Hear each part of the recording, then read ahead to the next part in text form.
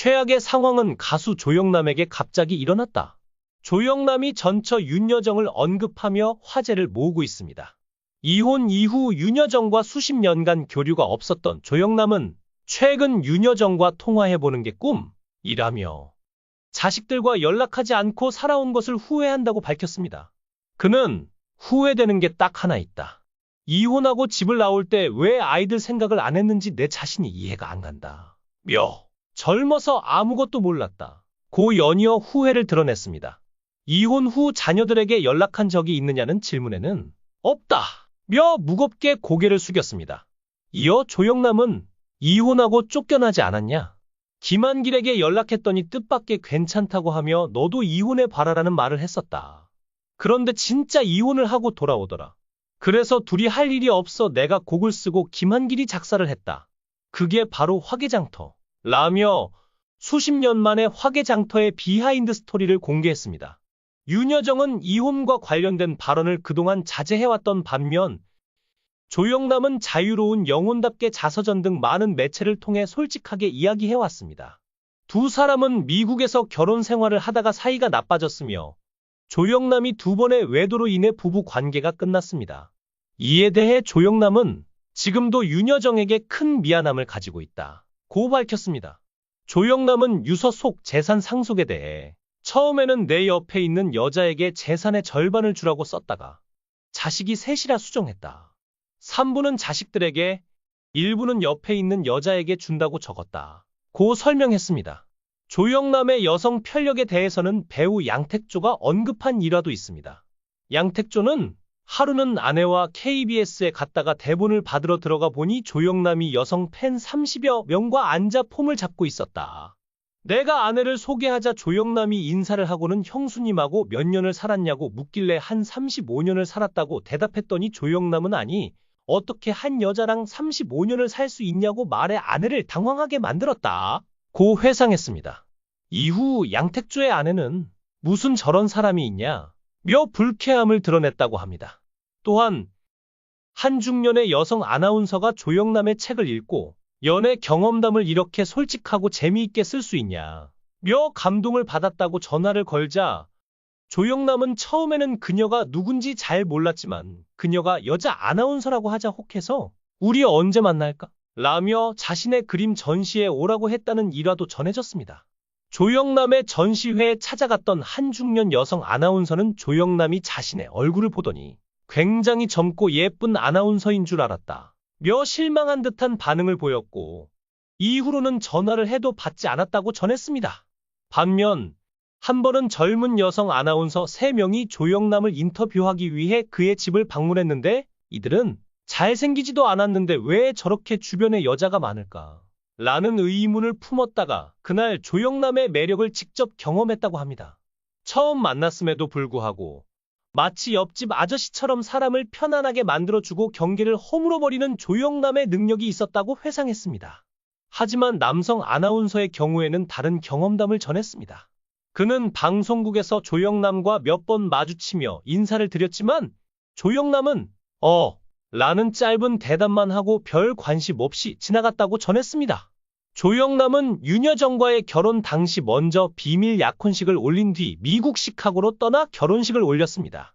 한인이 많았던 LA가 아닌 시카고에서 결혼식을 진행했음에도 불구하고 당시 약 1000여 명의 한인들이 모일 만큼 이들의 만남은 큰 화제가 되었습니다. 결혼 초기 두 사람은 미국으로 가면서 많은 준비를 하지 못한 채 출국했기 때문에 생활이 넉넉하지 않았습니다. 현지 한인들이 두 사람의 결혼 생활을 돕기 위해 많은 물건들을 지원했다고 합니다. 하지만 조영남은 결혼 후에도 바람둥이 기질을 고치지 못했고 경제적으로도 아무런 기여를 하지 않았습니다. 오죽하면 쌀독에 쌀이 없던 날이 더 많았을 정도였다고 합니다. 그럼에도 불구하고 윤여정은 결혼 생활 동안 조영남에게 헌신적이었습니다. 특히 70에서 80년대 미국에서 두부 구하기가 어려운 시절 두부를 좋아하던 조영남을 위해 직접 콩을 갈아 두부를 만들기도 했다고 전해집니다. 당시 윤여정의 결혼을 반대한 사람이 있었는데 바로 그녀의 가장 친한 친구이자 유명 작가인 김수현이었습니다. 김수현 작가는 윤여정이 결혼을 하러 미국으로 떠나기 하루 전날까지도 조영남 씨는 불투명해 보인다. 당신은 너무 맑은데 두 사람이 맞지 않을 것 같다. 내일 가지 마라. 결혼하지 말라. 고 조언했다고 합니다. 김수현 작가는 이 이야기를 나중에 가사로 옮겼고 조영남이 곡을 붙여 1991년에 발표한 지금이라는 노래가 그렇게 탄생했습니다. 결국 조영남의 여성 편애와 자유로운 성향 때문에 윤여정과의 결혼 생활은 오래가지 못했고 두 사람은 이혼에 이르게 되었습니다. 이혼 후 두 사람의 태도는 극명히 달랐습니다. 윤여정은 오랫동안 침묵을 유지하며 사생활에 대해 공개적으로 언급하지 않았지만 조영남은 자서전, 방송 등을 통해 끊임없이 이야기를 해왔습니다. 조영남은 스타다큐 마이웨이에 출연해 윤여정과의 결혼 생활에 대해 13년 살고 바람을 피웠다. 이혼 후 나는 잘됐다. 그 여자도 잘됐다. 내가 바람을 피운 덕에 잘된 것. 이라는 충격적인 발언을 하기도 했습니다. 또한 회장님네 사람들에서는 김수미에게 윤여정에게 쫓겨난 게 나를 화가로 만들었다. 고 말하며 윤여정과의 이혼을 예술적 계기로 삼았다는 이야기를 전했습니다. 조영남은 한 방송에서 여정이는 날 쫓아내고 먹고 살기 위해 세계적인 배우가 된 것. 이라며 윤여정을 회상했습니다. 그는 여정이는 음식도 잘했고 바느질도 잘했다. 고 칭찬했으나 김수미는 방송에서 너무 여정 언니 이야기는 하지 마라. 고 충고했습니다. 이에 조영남은 이야기가 나와서 하는 것. 이라며 말을 이어갔고 이후 만난 김수미에게 윤여정을 또 언급하며 비밀 연애 시절 이야기를 꺼냈습니다. 조영남은 이혼할 때 돈은 줄 만큼 줬다. 며 윤여정에게도 문제가 있었다는 식의 이야기를 여러 차례 했지만 윤여정은 이에 대해 오랫동안 아무런 반응을 보이지 않았습니다. 그러다 다큐멘터리 영화 여배우들에서 처음으로 입을 열며 내가 그 못생긴 놈한테 차였다. 고 말했습니다. 이는 그녀가 공식적으로 조영남을 언급한 유일한 사례였습니다. 그녀의 절친 김수현 작가는 윤여정에게 왜 내가 차였는데 조영남은 내가 찼다고 얘기하냐? 고 묻자 김수현 작가는 너는 그렇게 못생긴 사람한테 차였다고 하고 싶냐? 고 대답하며 농담 섞인 일화를 전했습니다. 두 사람의 삶의 패턴은 매우 다릅니다. 조영남은 이혼 후에도 여러 여성을 만나며 자유로운 삶을 살고 있다고 알려진 반면 윤여정은 이혼 후 단 한 번의 스캔들도 없이 아이들을 키우며 연기에만 몰두했습니다. 또한 이혼 당시 두 사람은 두 아들에게 이복 형제를 만들지 말자 고 약속했다고 합니다. 조영남은 재혼을 했지만 자식을 낳지 않겠다는 고집을 부리며 재혼한 아내와 다툼을 벌였고 결국 입양으로 갈등을 해결했습니다. 반면 윤여정은 홀로 두 아들을 훌륭히 키워냈습니다.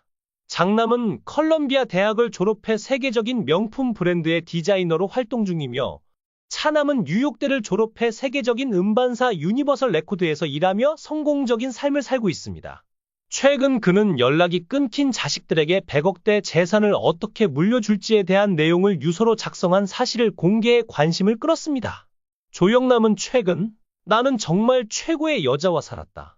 정말 좋고 멋진 여자였다. 며 윤여정을 회상하며 후회를 드러냈습니다.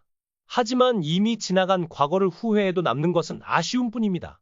고령의 조영남과 윤여정 두 사람이 앞으로는 각자의 자리에서 행복한 여생을 살아가기를 진심으로 바랍니다. 댓글과 좋아요, 구독으로 댓글을 남겨주시면 더 많은 새로운 정보를 받아보실 수 있습니다. 영상을 시청해주셔서 감사합니다.